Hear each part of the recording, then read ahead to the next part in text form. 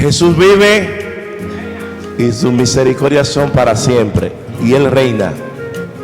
Hay quienes dicen que no, pero en mi vida Él reina. No sin la vida tuya, creo que también reina. Si no, tú no estuvieras aquí. Cristo vive por los siglos de los siglos.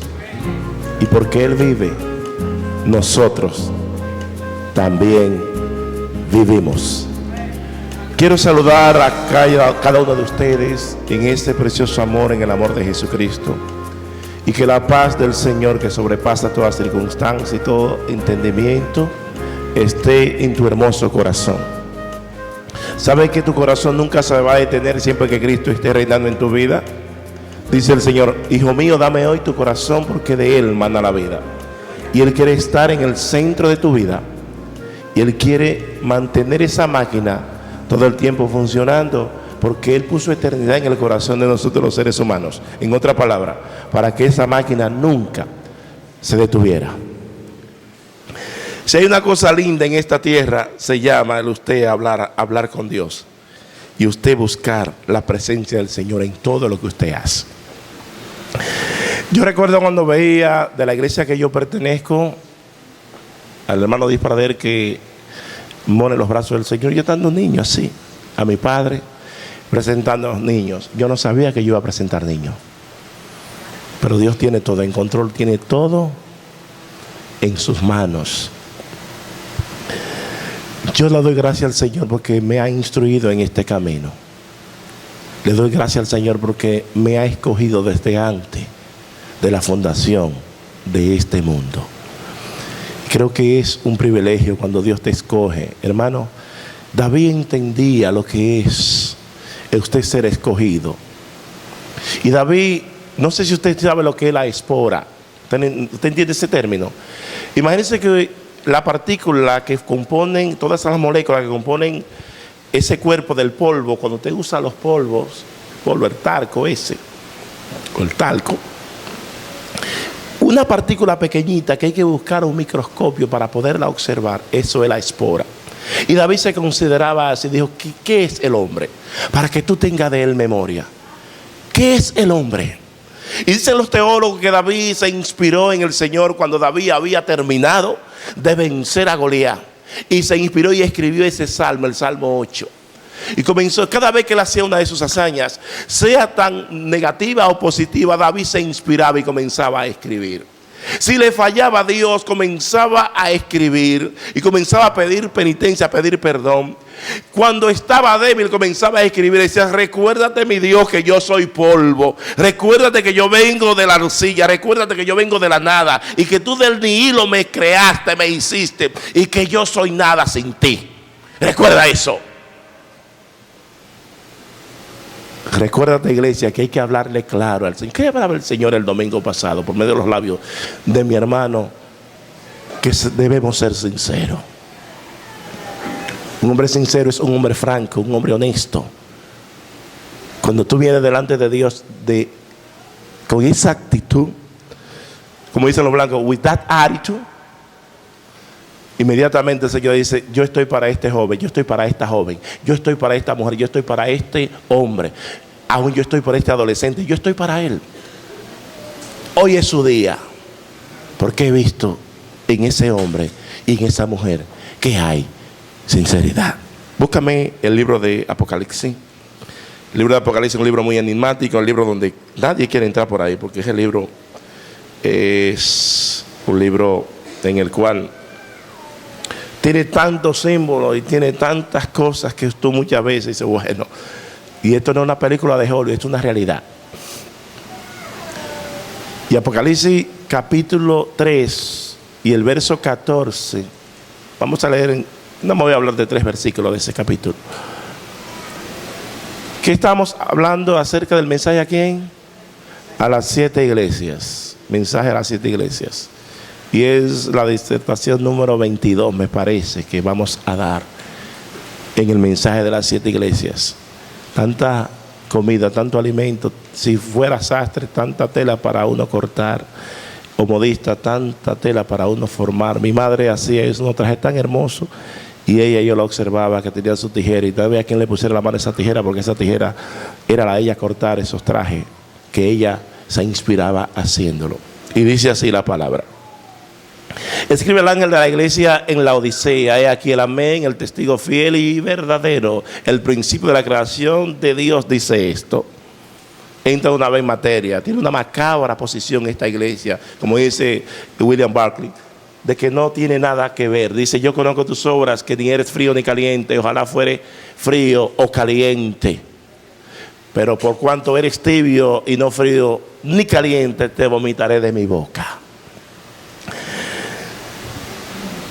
El mensaje de las 7 iglesias nos habla de tantas cosas que nosotros debemos de meditar en cada una de ellas, porque al meditar en esas cosas nosotros nos ponemos inmediatamente en acción y activamos nuestra fe y tratamos de identificarnos con las cosas que son buenas. Nosotros observamos la primera iglesia, la de Éfeso. El Señor le escribe, el destinatario. ¿Quién es el destinatario de esta iglesia? La de Éfeso. Son 7 cartas a 7 iglesias que tienen 7 destinatarios. Cada uno de ellos tiene su nombre. El primer destinatario es Éfeso.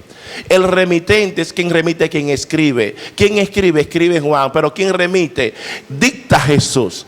En el verso 1 observamos del capítulo 2 que hay un destinatario llamado Éfeso. En el verso 8 hay otro destinatario llamado Esmirna. En el 12 hay otro destinatario llamado Pérgamo. Y en el verso 18 hay otro destinatario que se llama Tiatira. En el 17, en el verso 1 del capítulo 3 hay uno que se llama Sardes. En el 17 hay uno que se llama la Odisea.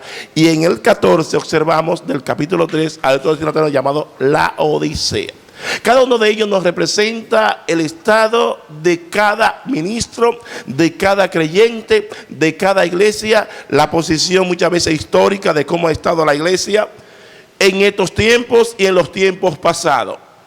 E inclusive hay teólogos que dicen que el mensaje de las 7 iglesias se compara con las 7 parábolas que Jesús expuso en el capítulo 13 del libro de Mateo. Observamos muchos puntos importantes en el cual nosotros debemos de identificarnos. En el primer capítulo de estas 7 iglesias, de este mensaje, la primera carta, observamos que hay un creyente que es el de Éfeso, que tiene mucho conocimiento, que tiene mucho poder, que tiene mucho discernimiento, pero tuvo un problema, que eso es lo que yo no quiero caer en estos tiempos. Hoy estamos viviendo tiempos de mucha apostasía. Hay mucha apostasía dentro de la iglesia. Un apóstata no está de fuera de la iglesia, porque un apóstata es aquel que niega algo después de haberlo creído. Entonces la apostasía está dentro de la iglesia, no está fuera de la iglesia. Un apóstata es aquel que comienza y niega que Jesucristo es el Salvador del mundo después de haber creído que Jesucristo sí es el Salvador del mundo. Ni siquiera voy a decir era, porque Él siempre sigue y será el Salvador del mundo. Los de Éfeso nos enseña que esta iglesia, los efesios, el creyente que está en decadencia,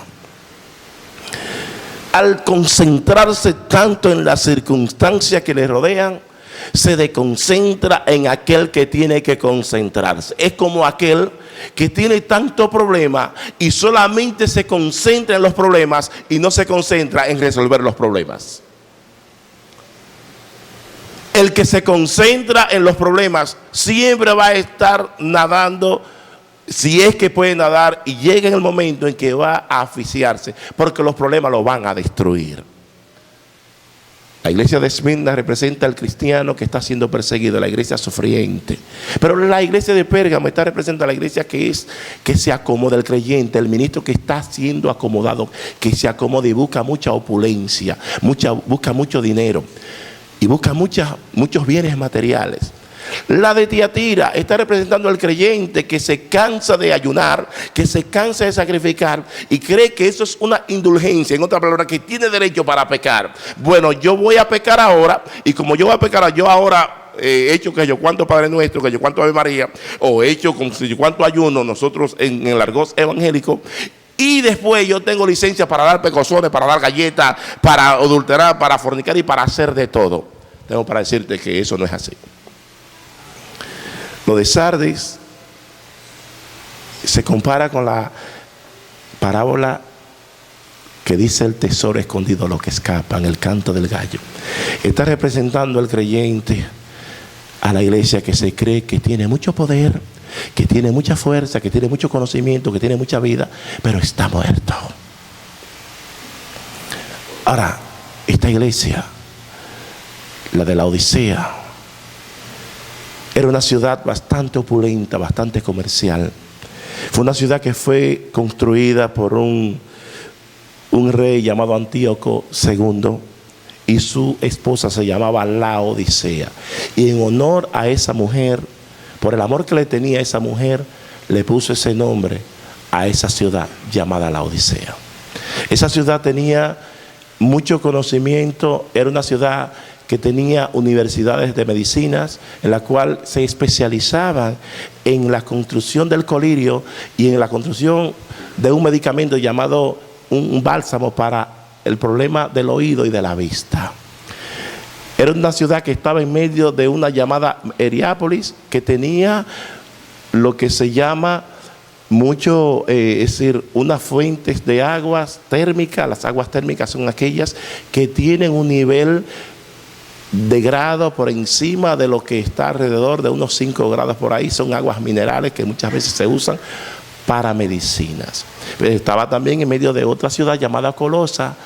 Los colosenses, usted va a 4 de Colosenses, el verso 15, 16 y 17, observa que Pablo le dice, envíale esa carta. Y los expertos creen que esa carta, o que esa ciudad, debo decir, en esa ciudad, la iglesia que se levanta, dicen algunos que fue el pastor de Colosa, que se llamaba Epafra, que levantó esa iglesia. El asunto es que el Señor dirige esa carta a esa iglesia. El tiempo que nosotros estamos viviendo, observamos que una iglesia como esa es una iglesia que tiene problemas y no pequeños. Te crees, dice, pero tienes unas cuantas cositas. El Señor no dijo ninguna cuanta, dijo una cuanta cosota. Ahí no había nada bueno.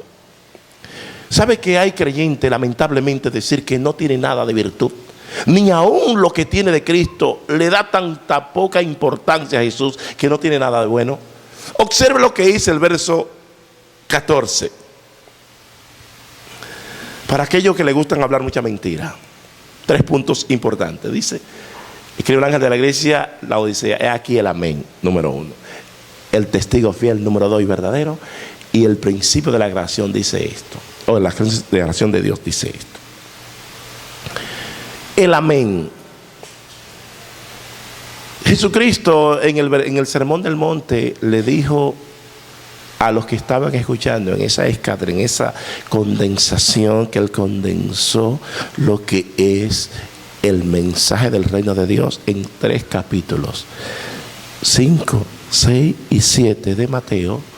Condensa, resume el mensaje del carácter que debe de tener un creyente, un ciudadano que piensa habitar por siempre en la presencia de Dios. En otra palabra, que quiere estar en el cielo. Aunque el cielo no es el estado eterno, el cielo para nosotros será un estado temporario. ¿Cómo es? El cielo no es un estado eterno, sino será un estado temporario. Dice el Señor, y vi cielo nuevo y tierra nueva. Las primeras cosas pasaron aquí, todas son hechas nuevas. Es decir, que ya no habrá la diferencia entre cielo y tierra, sino que no vamos a tener esa diferencia de espacio. Tanto podemos ir al cielo como estar en la tierra, porque tendremos un cuerpo semejante al del Señor. El amén. He aquí, escribe el amén. ¿Por qué le dice el amén a esta iglesia? Recuerde que en el capítulo 1 observamos la característica de cómo el Señor se presenta. El amén. Jesús dijo, nuestros sí sean sí y nuestros no sean no. Hay personas que no tienen posición, que siempre quieren estar bien con todo el mundo. Hay personas que cuando quieren estar bien con el que está mal, ¿sabe qué sucede? Que en qué tú te conviertes, que también tú estás mal. Cuando tú estás bien con el que está mal, tú estás mal. procura estar bien con el que está bien, y el que está mal trata de sacarlo de ese error y de decirle, oye, de decirle que está mal, no insultándolo, no ofendiéndolo. Si hay personas que no les gusta que le digan la verdad, porque el que no recibe verdad, muchas veces ese tipo de persona no puede habitar en el reino de los cielos. Hay personas que están dentro de la iglesia y cuando la verdad está surcando, está moviéndose y va subiendo al norte, como iba Nabucodonosor, que va escalando peldaños en el corazón del ser humano y va paulatinamente, cuando llega al terreno que está tocando el adulterio, bueno, yo soy un adúltero, yo no puedo que me toquen, yo me voy de ahí porque ahí están hablando de mí. Cuando la verdad llega caminando y llega al terreno donde hablan los que dicen que les gusta hablar muchos cuentos y mentir, les gusta meter muchos argumentos. Si están, por ejemplo, en la 179 y Broadway, dicen, bueno, yo estaba en la 181 ahí en Gran Concord, estando ahí. Siempre argumento. Y cuando usted comienza a hablar ese tipo de cosas, y comienza a entrar en los lugares que el corazón del ser humano está fragmentado y no quiere que usted le toquen esos intereses, dice, yo me voy de ahí. He aquí el amén. El testigo fiel. Un profeta, en ese entonces era profeta, después se convirtió en un adivino, llamado Balaam. Cuando el Señor le dijo, mira, bendice a mi pueblo. Y le decía a Balac, maldícelo, que te voy a pagar muy bien. Te voy a dar unos chelitos buenos. Maldícelo. Y viendo la palabra de Dios y se apoderó, inundó el corazón, inundó el alma, inundó el espíritu del profeta y dijo, ponme el 23:19, 23:19 de número. Gloria a Dios. Mira lo que dice ahí. Dios es hombre, dice, Dios no es hombre. ¿Para que qué? Dios no es hombre para qué, ni hijo de hombre para que se arrepienta. Él dijo y no hará. Habló y no ejecutará. Cuando Dios te dice sí, mira, no hay quien te diga que no. Pero cuando Dios dice no, no hay quien te diga que sí. Porque Él es el amén. Él es el amén. Y como el amén que Él es, el amén solamente tiene un one way. Hay personas que no pueden decirle que no a nada. Imagínense una muchacha bonita, buena moza, que diga que sí a todos los hombres que le enamoren. Imagínense una mujer casada. Los hombres andan como los caballos relinchando siempre detrás de las mujeres. Una mujer casada que le diga que sí a cualquier persona que le pele los dientes. Usted tiene que tener posición. No todo lo que llega a su casa usted puede aceptarlo. No todos los pensamientos que lleguen a su mente usted puede aceptarlo. No todas las ofertas que le vienen a usted puede aceptarlas. Usted tiene que saber que también hay que decir que no en algunos momentos. Si fuera por mí, yo ni predicar aquí, porque los predicadores me inundan y siempre están a la orden del día para venir a predicar para acá.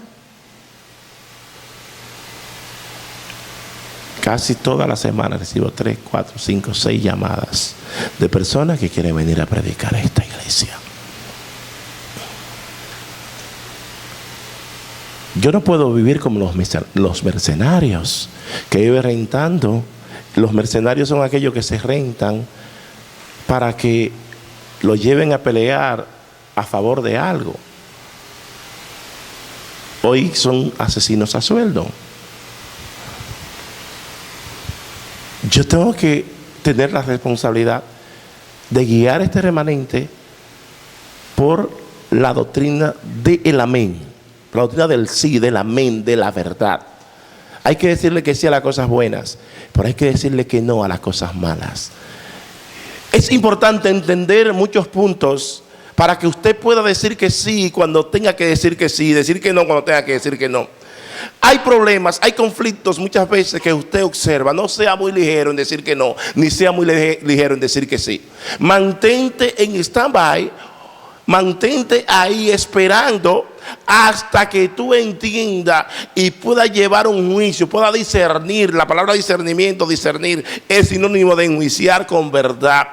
Y poner la verdad en un lugar y la mentira en otro lugar. Pero ¿cuál es el problema que existe en estos tiempos? Porque esta iglesia representa el creyente de estos tiempos, que está representando el siglo XX, del inicio del siglo XX hasta la fecha en que estamos y hasta que Jesucristo venga.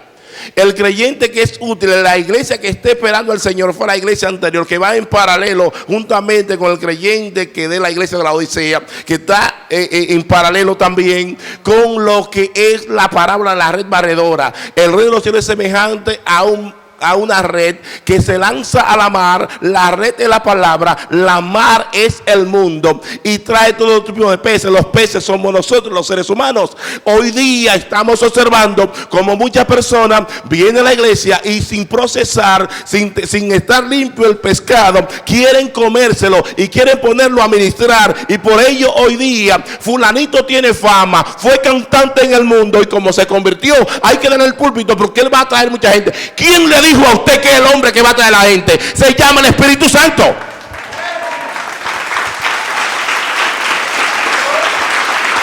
¿Usted cree que cuando usted está pasando por el problema hay gobierno que le pueda resolver el problema a usted? El único que lo resuelve se llama Jesucristo. No hay otro. Dice el Señor: separado de mí nada podéis hacer. Aún todos los cabellos nuestros están contados. No cae una hoja de un árbol a tierra sin antes el Señor controlarla. El Señor controla todo. Por ello es importante nosotros mantenernos en amistad con el Señor. Es importante nosotros siempre buscar la amistad con Dios y tener posición. Si el Señor dijo que sí, tenemos que ser sí. Cuando el Señor te promete algo, tenemos que estar seguros que lo que Dios te prometió. Por ello dice: he aquí el amén. ¿Por qué se identifica con esta iglesia y le dice el amén? Porque esta iglesia dudaba de la promesa del Señor. Porque esta iglesia dudaba de lo que Dios había prometido. Porque esta iglesia dudaba de que hay una herencia victoriosa en aquel que espera en Él. Dale un aplauso grande al Rey.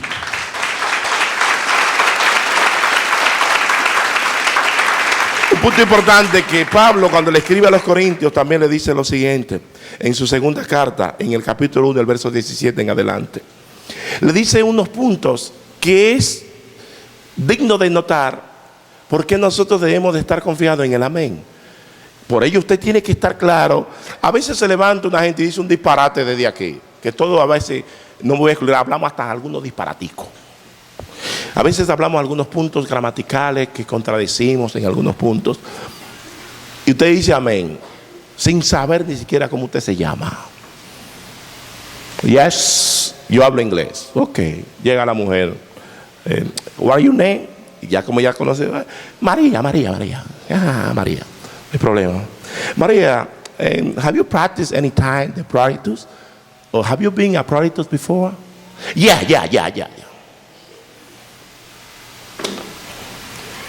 No sabe ni siquiera lo que le están hablando. Está diciendo: sí, yo fui una tremenda prostituta. Si estuviera lejos, usar una palabra de esa sea para los cerdos, para que se dé a entenderme. Entonces usted no puede llegar y cualquier cosa que se diga de aquí, decir un amén. Usted tiene que cocinar, usted tiene que saborear, y después que entienda, entonces diga: sí, amén, así es. Y lo que usted no entienda, déjelo para después. No diga que es malo si usted no lo entiende, pero diga que es bueno si tampoco lo entiende. Espere cuando usted lo pueda entender. Muchos puntos áridos tiene la palabra. La palabra del Señor es algo que sale del corazón de Dios. Nosotros tenemos una mente finita, Dios tiene una mente infinita. Como Dios tiene una mente finita, es difícil entender a una mente infinita, entender a una mente infinita. En otras palabras, nosotros que tenemos limitaciones, es difícil entender a un ser que no tiene limitaciones. Entonces a veces cuando el pastor tira algunos puntos áridos, pues vamos a sentarnos, vamos a discutirlo. Eso no sabe nada, mi hermano. Esta fue la que le voló la cabeza a Goliat. Yo tengo más de 20 años con esta Biblia y me gusta mucho. No sé cuántas veces la he leído, quizás 20 veces completa. Y no me canso de... Cada día que más que la leo, sé que menos sé. Como dijo un gran... de esos grandes sabios griegos, le preguntaron, ¿qué tú sabes? Y dice el hombre llamado, creo que fue Aristóteles, yo solo sé que no sé nada. Porque le iban a arrancar la cabeza si decía que sí. Era muy sabio. Cuando lo llevaban al Areópago, la posición filosófica que tenía era como un poco comprometedora, y no quiso decir la posición que tenía. Pero hubo otro llamado Pablo que lo llevaban al Areópago, no en los tiempos de Aristóteles, unos 6 siglos después, y sí pues presentó la posición que tenía. Ese sí tenía valor, porque no tenía valor de hombre, sino valor de Dios. Así que al proponerme esto, usé quizá de ligereza, o lo que pienso hacer, lo pienso según la carne, para que haya en mí sí y no. Pablo está haciendo un interrogante. La carne es la que no tiene posición. La carne es la que cuando le preguntan, que ve que el pellejo está en juego, y dice, espérate, se digo que sí me van a arrancar la cabeza. Hubo un hombre llamado Policarpo que le hablé en la iglesia de Esmirna, que era el pastor o el obispo de esa iglesia, que le ofrecieron perdonarle la vida. Le dijeron, mira, si tú niegues a ese Señor, te vamos a perdonar la vida. Y él dijo, mira, yo tengo 85 años sirviéndole a ese Señor, y lo único que me ha hecho favor es como yo voy a negarle a lo que tú quieras. Vuélame la cabeza, pero yo tengo una posición. Hay que tener posición. La carne es sí y no, pero el apóstol sigue diciendo para no dejarnos confundir, ¿no? Así que al proponerme esto, usé quizá el 18, por favor. Mas como Dios es fiel, nuestra palabra y vosotros no es sí y no. Nuestra palabra, como Dios es fiel, nuestra palabra en nosotros no es sí y no. Esto es un sí o un no, no sí y no. Hay mucha diferencia en decir sí y no y decir sí o no. Porque hay momentos en que hay que decir sí, hay momentos en que hay que decir no. Pero cuando estamos hablando de lo del Señor, estamos diciendo que sí. Estamos hablando de un término positivo. Sigue el Señor diciendo, el verso 19.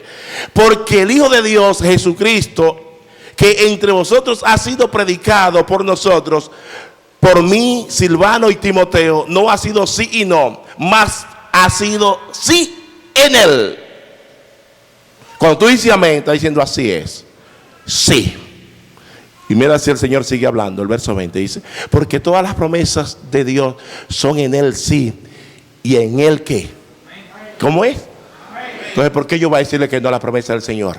Porque ese Señor me dice, a mí me ha prometido, creer en el Señor Jesucristo y serás salvo tú y toda tu casa. ¿Por qué yo voy a dudar de esa palabra? Pero yo tengo que comprometerme cada día más en el Señor, diciéndole sí a lo de Él. Me dice, habla con Él. Sí, yo voy a hablar contigo. Yo quiero hablar contigo. Cuando tú oras, tú hablas con Dios. Cuando Dios habla contigo, tú lees la palabra. Lee la palabra. Tú tienes que mantenerte todo el tiempo comprometido con Dios. Mientras te mantienes comprometido con Dios, Dios se compromete contigo. Pero hay muchas veces que nosotros no queremos comprometernos con Dios. Por ejemplo, viene un weekend largo y en vez de llegar y comprometer más a Dios, nosotros comprometemos más a la carne. Y he testificado en algunos momentos que nosotros tenemos mucha lucha con nuestra mente, con el psique, con nuestro raciocinio, con el sunesi, que es la parte que analiza, y muchas veces nos desenfrenamos y comenzamos a hacer cosas que nosotros no queremos hacer porque nos alimentamos de cosas que no son las que Dios dice que te tiene que alimentar.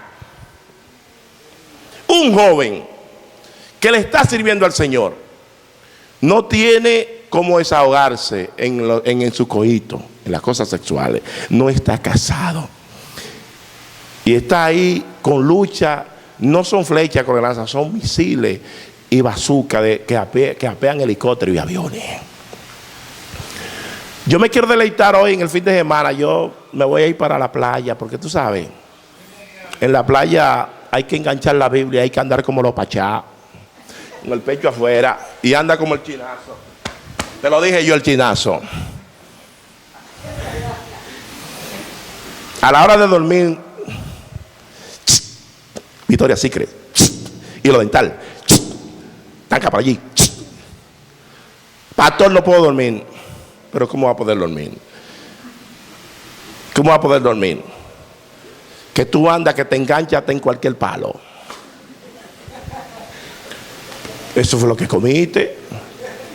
Tú andas como una chuleta que está rojita, que lo que quiere es candela.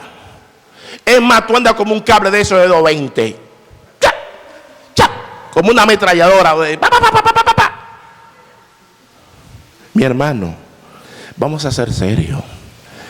Vamos a tener y vamos a hacer las cosas bien. Dice la Biblia que el reino de los cielos sufre violencia y solamente los violentos lo arrebatan. Solo los valientes lo arrebatan. El mantener una doctrina saludable, mantener una iglesia y un hogar, voy a comenzar, un hogar saludable se necesita de personas que tengan valor. El hogar saludable no es para personas cobardes. Las personas cobardes, cualquier cosa, llegó cualquier persona y por no decirle que no, comienzan a fumar en el mismo apartamento. Y sopla por allí, juquita, jucota, jucón y todos los jucas. Y todo el mundo. Y se paró por ahí. Y no hay problema. Por tú no decirle, espérate, yo tengo niños aquí. Y yo no soy un fumador pasivo. Yo no soy, ni soy activo, ni quiero ser un fumador pasivo. Yo no quiero enfermarme. En mi casa no se fuma. Si tú quieres entrar, termina tu cigarrillo ahí en la calle. Después tú puedes entrar a mi casa, pero sin el cigarrillo. Mi padre... En una ocasión hubo una persona que entró, había una emergencia en mi casa, había un problema, y que había uno desaparecido, ese desaparecido era yo, que había caído preso y en Dominicana no dejaban llamar a nadie, y papá pensaba que me estaba buscando por los matorrales, buscándome muerto, podrido, cosas así. Y después cuando yo aparecí, volví al hombre, y todo el mundo llegó contento en el barrio, y entonces entró uno fumando su cigarrillo. Y ese señor, mi padre, le dijo, por favor, fúmeselo afuera y después usted entra. Hasta el sol de hoy se fue y no quiso perdonar a papá por eso. Hasta murió el hombre. Mi padre quiere mantener su identidad y su integridad primeramente con Dios. El amén. Nuestro Dios es un Dios que cuando nos dice a nosotros algo, no podemos dudarla. No podemos dudar lo que Dios nos dice. Aquí dice el Señor, escribe el ángel de la iglesia en la Odisea, es aquí el amén. El testigo fiel y verdadero. Van pegaditos de las manos. Una persona que es testigo debe de haber visto con sus propios ojos lo que atestigua. Como una persona que no tenga la experiencia de la salvación puede atestiguar y puede hablar de la salvación.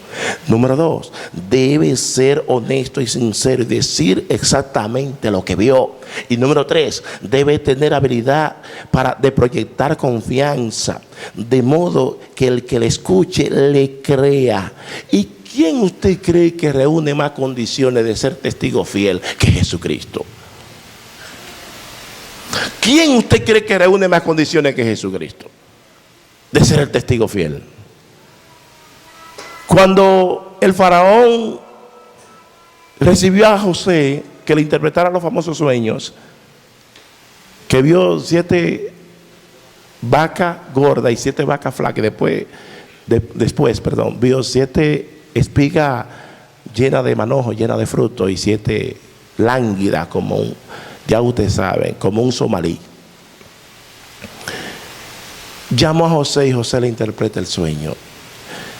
Y le dice, José, búscate un hombre que tenga entendimiento, que tenga capacidad.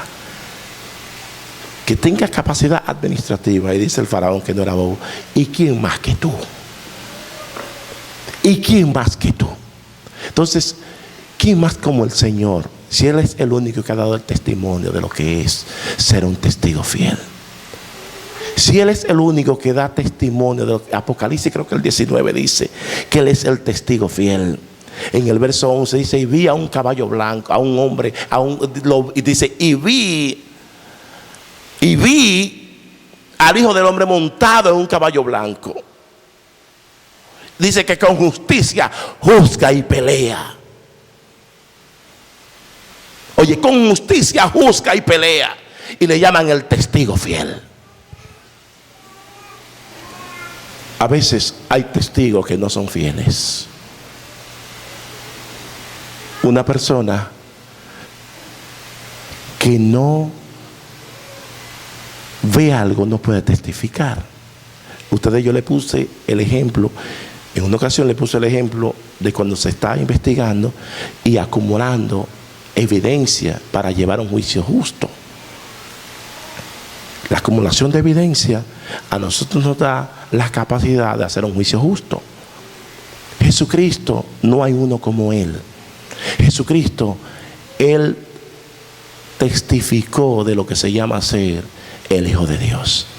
Y por Él decir la verdad, por ello lo crucificaron. Jesucristo es un testigo. Él testificó de que Él tiene poder sobre la muerte.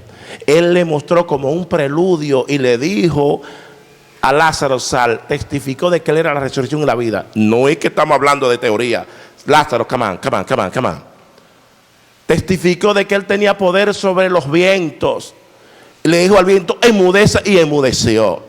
Testificó de que Él tenía problemas, que tenía dominio sobre la mar y caminó sobre la mar. Testificó de que para Él no había distancia ni estaba sujeto a lo que es las leyes físicas. Lo testificó y lo mostró, porque si hubiera estado como hombre se sujetó, pero Él como Dios lo testificó y lo mostró de que Él caminaba por la mar.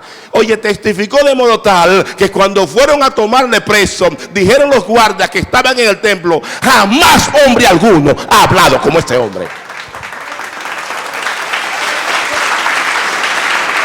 El testimonio de Jesús era tan evidente, el testimonio de Jesús era tan poderoso, que aún sus enemigos no podían entrarle, porque era demasiado poder que había en Él. Y eso es lo que Dios quiere que haya en nosotros. La verdad va agarrada con el verdadero testimonio. A Jesús quisieron juzgarle y buscar un testigo falso, y no pudieron juzgarlo. Él mismo dice, yo pongo mi vida para volverla a tomar. Pone el suchet para tomar el soet. Yo pongo la vida biológica porque hay que matar la vida biológica para yo tomar y dar vida espiritual. ¿Tú quieres vida espiritual? ¿Tú quieres vida espiritual? Tú tienes que dar la vida biológica. En algunos momentos tenemos familiares que están enfermos.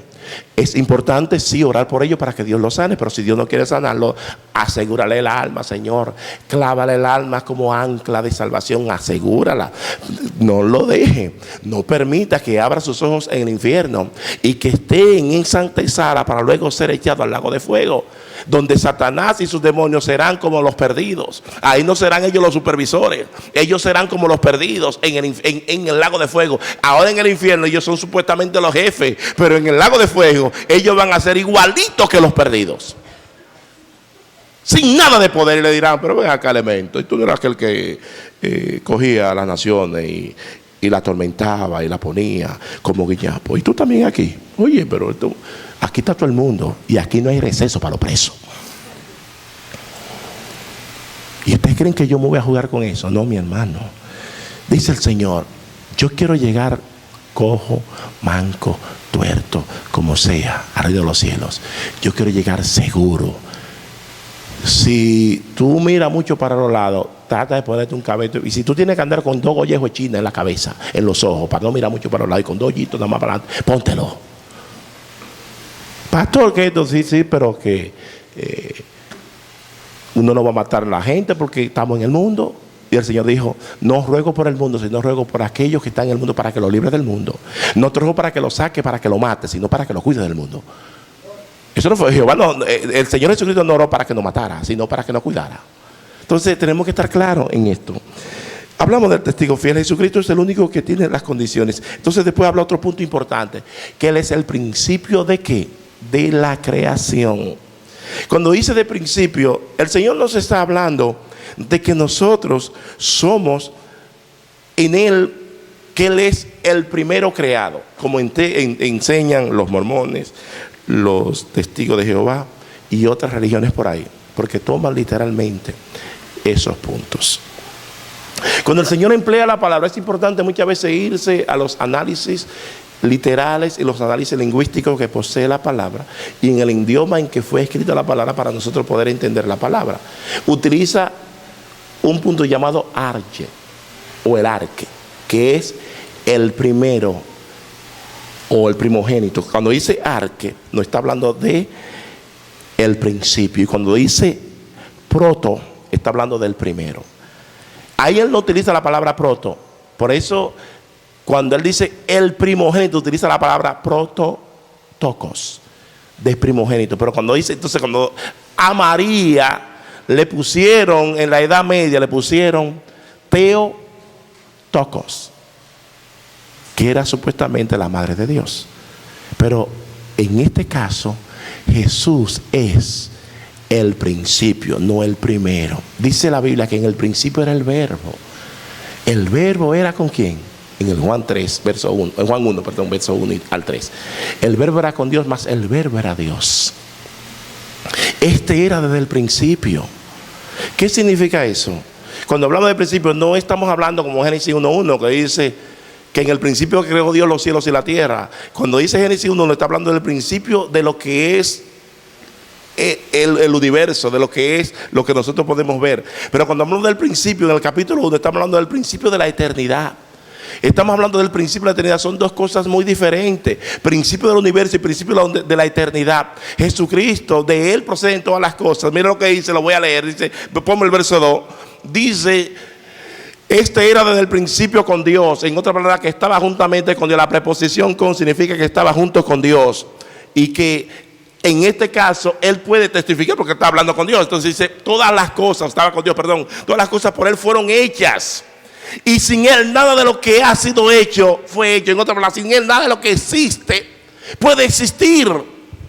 De Él proceden todas las. Él fue la gente que cuando estaba el Trino Dios ordenando y creando todas las cosas, mientras el Padre hablaba, el Hijo ejecutaba, o el Hijo proyectaba, y el Espíritu ejecutaba y formaba todas las cosas. Ese Trino Dios hacía todas las cosas y fue hacía las cosas tan perfectas e hizo las cosas tan perfectas que nosotros muchas veces no entendemos la perfección de Dios. O por ahí unos leones por ahí, supuestamente la ciencia, diciendo que el hombre que los sentimientos del hombre que producto de una explosión cósmica, y que después del famoso Big Bang hubieron ciertas explosiones y de ahí vinieron los sentimientos y las emociones del ser humano. Dicen en Dominicana, con esa guayaba a veces para otro lugar, pero no para mí. Tan sencillo que es creer en lo que Dios hizo. Hay que ser más religioso para creer en la ciencia que para creer en lo que Dios dice en su palabra. Y se lo muestro con hechos evidentes. Hay que ser más religioso para eso. El libro de Colosenses presenta un punto importante en el Colosenses 1, verso 15. Que usted tiene que, cuando usted toma un texto y lo aísla fuera del contexto, eso es un problema. Casi estoy acabando, iglesia. Cuando un texto se aísla fuera del contexto, eso es un problema no pequeño. El aislar los textos, por ejemplo, Pablo le escribe a los Corintios, no me lo ponga, y le dice que si nosotros esperásemos en el Señor seríamos los más dignos de misericordia. Perdón, de misericordia, en otra palabra, de lástima. ¿Qué significa eso? Que cuando nosotros aislamos los textos, Pablo está hablando como una sátira, está diciendo, porque él está defendiendo como gato boca arriba la resurrección de los muertos. Él está defendiendo de que el Cristo que él está predicando resucitó de entre los muertos. Y algunos decían por ahí que los muertos no resucitan. Y él decía, bueno, si no resucita, entonces vamos a comer, vamos a beber, vamos a parandear, vamos a guarachar, vamos a hacer de todo, porque no tenemos que dar cuenta a nadie. Pero los muertos sí resucitan. Entonces dice aquí, dice, Él es la imagen del Dios invisible, el primogénito de toda la creación. Ahí utiliza la palabra otra vez, arques. A Satanás le pone la palabra, Él es nuestro archienemigo, el primer enemigo. Él es la archimuerte, de ahí procede la muerte. Pero Él es el principio de todas las cosas. Y el verso 16 dice, porque en Él fueron creadas todas las cosas. Miren cómo el contexto te va esclareciendo. Las que hay en los cielos, las que hay en la tierra, visibles e invisibles. Porque usted no pueda ver algo, no diga que no existe. Apunte eso y subráyelo. Porque usted no puede ver algo, no diga que no existe. Hay personas que no ven a Dios y dicen, Él no existe. Hay personas que, como las personas que mueren no regresan, no existen ya. Con agua, dice que con tierra y con pala ya tiene, pero eso no significa eso. Dice que sean las que hay en los cielos y las que hay en la tierra, visibles e invisibles, sean tronos, sean dominios, sean principados, sean potestades. Todo fue creado por medio de Él y para Él. Aún dice la Biblia de los Proverbios que aún hasta los impíos Dios los creó para el día malo. Todo Dios lo crea. Y sigue el Señor diciendo, va a seguir leyendo aquí. Dice, en Él, dice, y Él es antes de todas las cosas, y todas las cosas en Él subsisten. Como Él es la palabra, no sé si usted sabe un poco de ciencia, la palabra, dice, los científicos dicen que la fuerza de gravedad que ejerce la Tierra sobre los cuerpos se le llama peso o gravedad. Esa es la definición. Entonces, cuando el Señor le dijo a la mar, ve cuadre, te queda ahí, mira a ver si la mar se desparrama. Está tranquilita ahí, y los científicos inventan y dicen y de todo. Los planetas en diferentes lugares están ahí puestos. Nada sale de su órbita porque la palabra es la que tiene poder. Por eso dice que en Él es antes de todas las cosas, y todas las cosas por Él subsisten. Caminamos con firmeza porque Él dijo que nosotros teníamos que caminar. Nos dio raciocinio porque Él dijo que nosotros íbamos a tener raciocinio. Nos dio ciencia porque Él dijo que nosotros íbamos a tener ciencia. Y en estos últimos tiempos estamos observando que estamos viviendo el tiempo donde la ciencia se ha aumentado de modo tal que si yo hubiera estado viviendo los tiempos pasados, que son los tiempos de David, yo estuviera así, porque yo tengo 33 puntos en los ojos y soy operado de 2 terículos, que en este ojo tengo 3 operaciones, en esta tengo 2. Significa que la ciencia se ha aumentado de modo tal que el conocimiento de Dios ha inundado toda la tierra.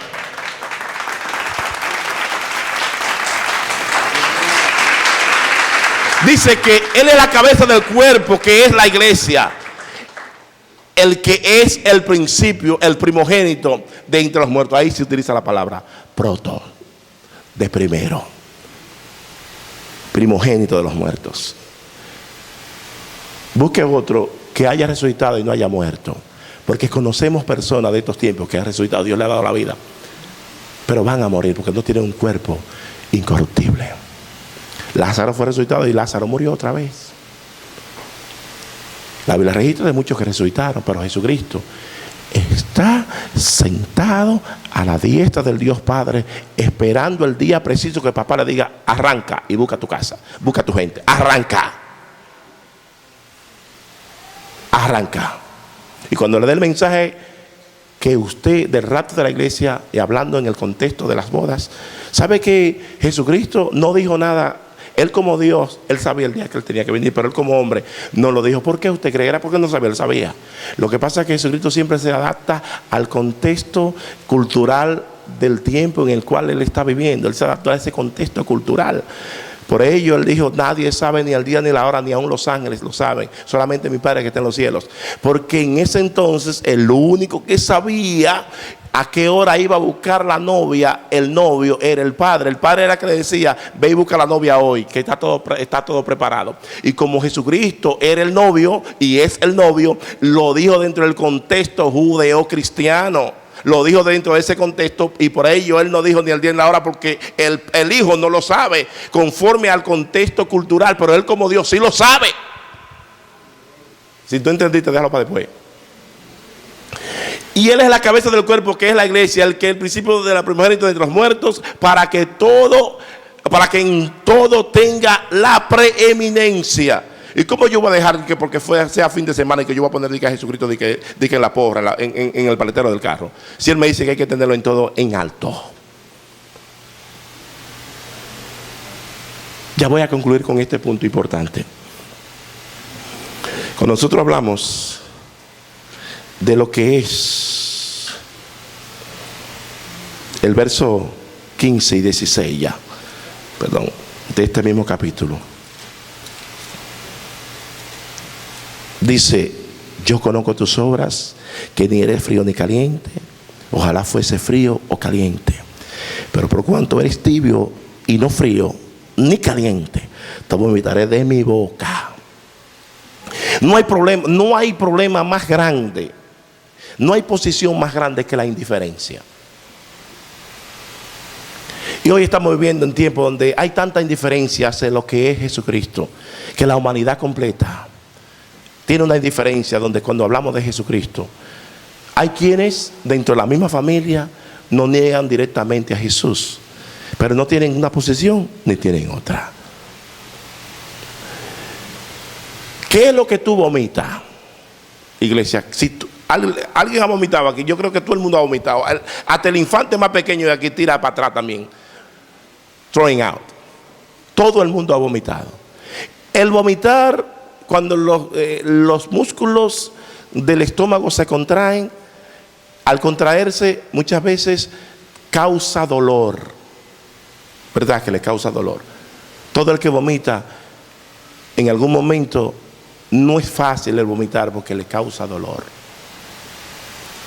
Las aguas frías, las aguas térmicas son buenas. Esas aguas que son el famoso spring water, que son esas aguas de fuentes, son hermosas y son buenas al paladar de nosotros, seres humanos. Pero las aguas tibias lo que hacen es que provocan nauseabundo, que provocan náusea. Eso es lo que provoca en Dios, en Jesucristo, un cristiano que no tiene posición. Eso es lo que provoca un cristiano que está tibio en la iglesia, en el cuerpo de Jesucristo. Eso es lo que provoca en Jesús una persona cuando está en dos aguas, cuando está ni es frío ni es caliente. Mira, es mejor un cristiano, es más hermoso ver una persona inconversa, impía, pero que está sinceramente, que reconoce que está mal, que un cristiano que no reconoce que está mal, que un cristiano que anda en indiferencia, que un cristiano que no está bien. Y por cuanto, lo que tú vomitas, lo que tú tienes dentro de tu vientre. En otra palabra, lo que Jesucristo va a vomitar no son los que están fuera, son los que están dentro, que son tibios, que pertenecían a su cuerpo, pero que Él no lo quiere más.